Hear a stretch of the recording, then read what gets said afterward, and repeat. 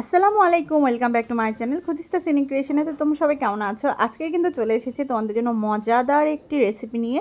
তো আজকে কিন্তু আমি বানাচ্ছি চিংড়ি মাছের মালাইকারি। এটা আমি কিন্তু ফার্স্ট টাইম ট্রাই করছি। তো প্রথমে কিন্তু দেখে নিলে যে মালাইকারিটা করার জন্য কিন্তু এখানে আমি কোকোনাট মিল্ক বের করে নিয়েছি। তো এর জন্য কিন্তু এখানে আমি নারকেলকে একটুখানি ব্লেন্ড করে দেন এটাকে একটু ছাঁকনি দিয়ে ছেঁকে নিয়েছি। আর এখানে কিন্তু আমি হালকা একটুখানি তেলের মধ্যে চিংড়ি মাছগুলোকে একটু হলুদ মরিচ লবণ দিয়ে মেখে রেখেছিলাম, সেগুলোকে হালকা করে একটু ফ্রাই করে নিচ্ছি। তো এখানে চিংড়ি মাছটা কিন্তু বেশ বড় সাইজের ছিল। আসলে মাঝে মাঝে ভাবতাম যে চিংড়ি মাছের মালাইকারি করব, তো হঠাৎই বড় চিংড়িটা দেখে মনে হলো যে এবারই কেন না করা যায়। তো যেই ভাবনা সেই কাজ, লেগে পড়লাম রান্না বান্না করতে।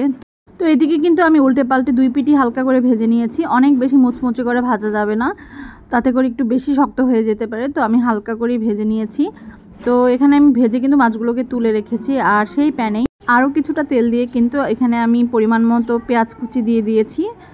তো আমি আমার পরিমাণ মতো দিয়েছি, আমার মাছ যেহেতু একটু কম ছিল। তো আপনারা কিন্তু আপনাদের পরিমাণ মতো দিবেন। যদি মাছের পরিমাণ বেশি হয় তাহলে গ্রেভিটাও নিশ্চয়ই বেশি প্রয়োজন, তো সেই অনুযায়ী দিয়ে দেবেন।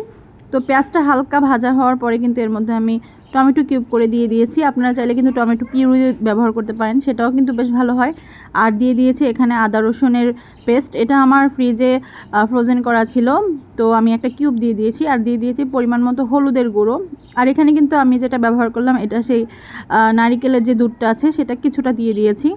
তো চাইলে হালকা পানিও দেওয়া যেতে পারে, তবে নারকেলের দুধ দিয়ে যদি সম্পূর্ণ রান্নাটা করা যায় তাহলে বেশি ভালো হয়। আর আমি কিন্তু এর মাঝখানে কিছুটা মাংসের মশলা অ্যাড করেছিলাম।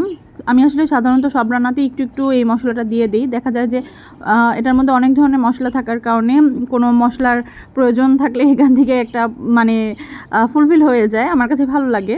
তো আপনারাও চাইলে দিতে পারেন, নয়তো আপনারা অন্যান্য মশলা যেগুলো পছন্দ করেন অ্যাড করতে পারেন। আর এখানে কিন্তু এটাকে আমি ভালো মতো মাছটাকে কষিয়ে নিয়েছি। আর এরপরে কিন্তু সম্পূর্ণ যে নারকেলের দুধটা আছে আমি দিয়ে দিলাম। তো এটাকে কিন্তু ভালো মতো একদম মাখা মাখা গ্রেভি একদম তৈরি করা লাগবে। আর একদম ফাইনাল লুকটা দেখুন, জাস্ট অসাম হয়েছিল। আর খেতেও সত্যি মানে দুর্দান্ত ছিল, অনেক মজা লেগেছে। তো আমি সাদা ভাত দিয়ে ট্রাই করেছিলাম, বাট পোলাও দিয়ে নিশ্চয়ই আরও বেশি মজা লাগতো। তো আপনারাও কিন্তু চাইলে অবশ্যই তৈরি করে ফেলতে পারেন মজাদার এই চিংড়ি মাছের মালাইকারি।